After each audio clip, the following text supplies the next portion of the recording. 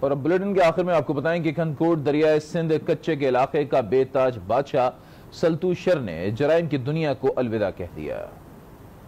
کھنکوٹ دریائے سندھ کچے کے علاقے میں قانون نافذ کرنے والے اداروں کی کاوشیں آخرکار رنگ لے آئی۔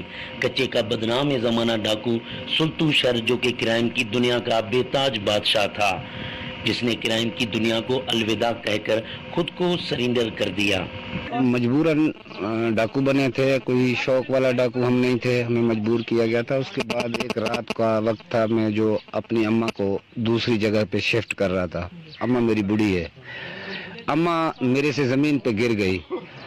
جب اماں گر گئی تو اس دن سے میں نے توبہ نکالی، اس کے بعد میں نے اپنے آپ کو سلینڈر کر دیا۔ میں ابھی بھی یہی سوچ رہا ہوں کہ پہلی زندگی سے یہ زندگی بڑی خوبصورت ہے۔ پہلے والی زندگی سے آج جو زندگی ہے کافی بہتر ہے، 100% بہتر ہے۔ آج میں جو ہے اپنے بچے پڑھا رہا ہوں، کوئی پشاور میں پڑھا رہا ہوں، کوئی پنواکل میں پڑھا رہا ہوں، کوئی ادھر اپنے گھر میں بھی گاؤں میں پڑھ رہے ہیں۔ میں دوسرے ڈاکوؤں کو بھی ہاتھ جوڑ کر کہہ رہا ہوں کہ خدا کے لیے کرائم کی دنیا چھوڑ کر اچھے شہری کی زندگی بسر کریں اور اپنے آپ کو قانون کے حوالے کریں۔ کو بھی میں ہاتھ جوڑ رہا ہوں کہ یہ کرائم چھوڑ کے اپنے آپ کو سلینڈر کریں، اور اس میں بیچ میں یہ بھی میں بولوں گا کہ گورنمنٹ بھی تعاون کرے اس میں۔ اب ہم کھیتی باڑی کرتے ہیں، گندم، مٹر اور چنے کی کاشت کا کام کر کے اپنا گزارا کرتے ہیں۔ ہماری کھیتی باڑی کرتے ہیں، ہم گندم کاشت کرتے ہیں، مٹر چنے کاشت کرتے ہیں، بہت بہتری ہے، اور اپنی ذمہ داری کر رہے ہیں۔ ہمارے پاس ابھی زمین ہے، اپنے بچے پڑھا رہے ہیں۔ باقی کوئی جیسے پہلے ہتھیار اٹھاتے تھے، ابھی ہتھیار سے ہم بیزار ہیں۔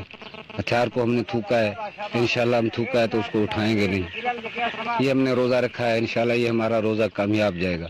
سلطو شر اس وقت اپنے بچوں کے ساتھ بہترین زندگی گزار رہا ہے، جبکہ ملک میں قانون نافذ کرنے والے اداروں کو کامیابی حاصل ہو گئی۔